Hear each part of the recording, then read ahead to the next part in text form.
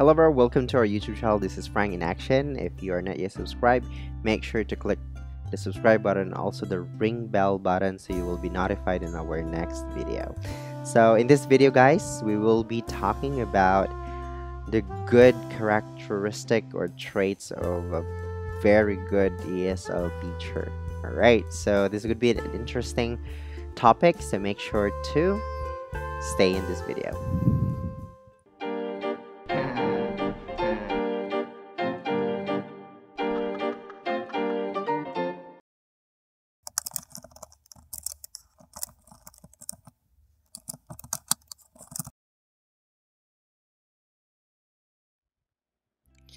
Hello guys, welcome back to our video today. So being a good online ESL teacher, it actually requires a combination of skills, knowledge, and traits. So I'm gonna give you some tips to help us to becoming a successful online ESL teacher. So of course, we're gonna talk about we have to establish a positive and comfortable learning environment. So if you're doing online lesson, it's gonna be important that you make your student feel comfortable by creating a safe and also friendly environment. You have to make sure that you encourage your students to participate, ask questions, and also practice their English skills, especially in speaking, without fear and being judged. So those are so important, guys. So asking questions to your students is actually very important. So you have to make sure that when they came in, you already have questions in your mind, letting them introduce themselves and also ask questions based on the answers or what they presented in their first talk.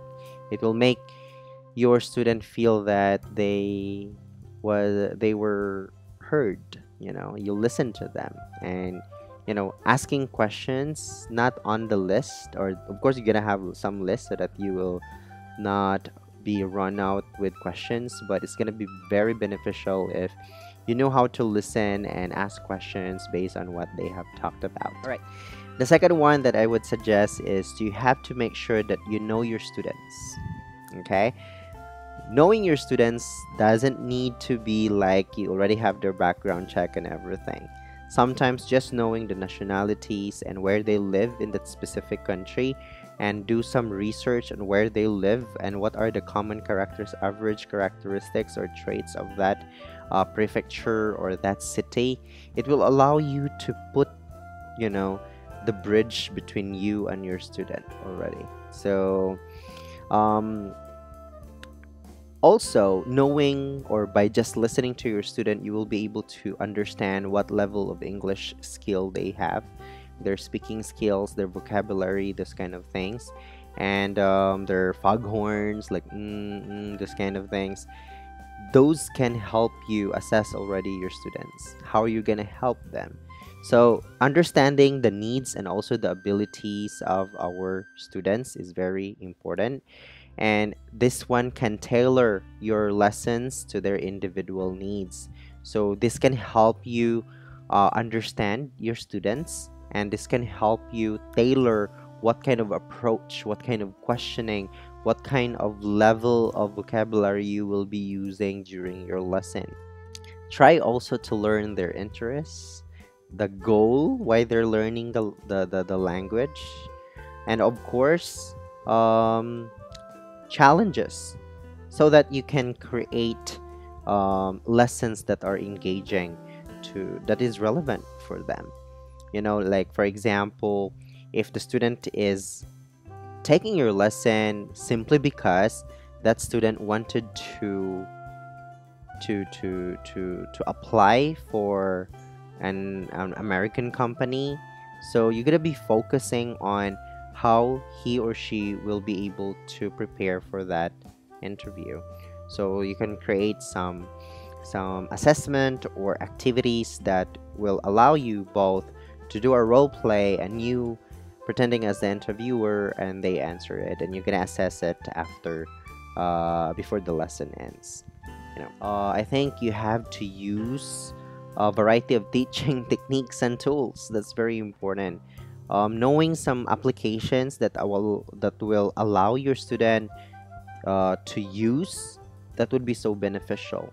Like for example, if you're an ESL teacher who loves making PowerPoint or interactive PowerPoint, you can actually share it to them, those kind of things, and check those answers when they go back to your lesson, these kind of things.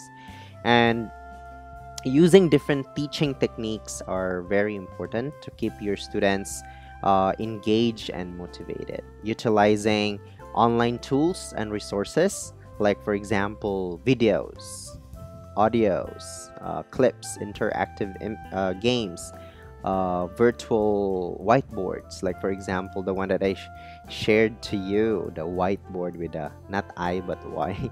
Yeah, that one. That's the most common application that I have been using way back. All right, it's very interactive, and it's really interesting to see your student writing also in the whiteboard, talking and assessing their understanding about the activity.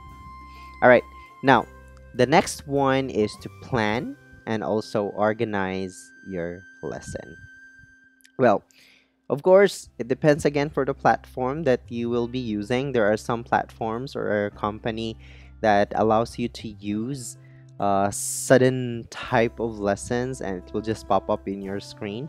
There are also some companies that will allow you to have a lesson plan, to organize your activity, to organize your class, and what kind of approach you will be doing, and the assessment that you will be doing before the lesson ends to check their understanding.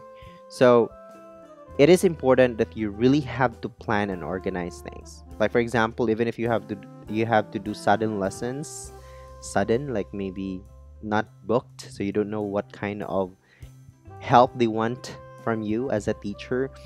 It is important that you do assessment also while they are talking. You check already their ability, their level of their English speaking skills, their writing skills, this kind of things, and then from that, you will be able to quickly plan and organize what kind of approach or plan or lesson plan lesson that you will be conducting all throughout the lesson. Now, of course, one of the most important thing there is the next step, and that would be provide feedback. Mhm. Providing feedback is actually very important. It's because making sure that you provide a constructive feedback will allow your students to help them improve their language skills. You're going to be focusing for their strengths and also weaknesses. Be honest, you know. Sometimes it's nice that you are truly focusing on the good things that the student made all throughout your lesson, but for me as a teacher, I've witnessed that or experienced that holistically, in average, balancing. My student would love me telling them what are the weaknesses and what are the things that they need to improve in their English study. You can also offer specific suggestions, on how they can improve. Like for example, this is very common. Most of the company allows you to comment, like you can just type. Or what I did, even if I do online lesson and I can still do comment, I also make sure that my student was able to hear me telling those suggestions or what are the things that they can do to improve their lesson or their skill in teaching. In learning the English language. Like, okay, later I will be sending you some links that can help you improve your speaking skills, this kind of things. So sometimes I also send some YouTube videos, that inspires me to teach English or learn English at the same time, and then send that to them.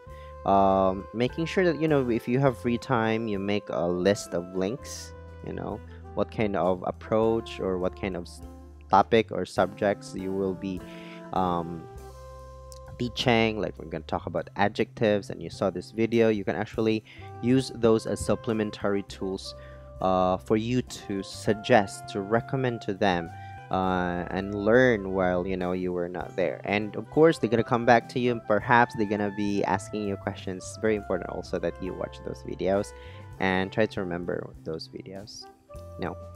Now, lastly, the most important thing for me is, like, we offer a lot of things. I told you a lot of tips for you to become a good online ESL teacher. Now, the most important thing that I think I can give to you in this video is to continuously improve yourself. This is important, that you have to stay updated on the latest teaching techniques and resources to continually improve your teaching skills.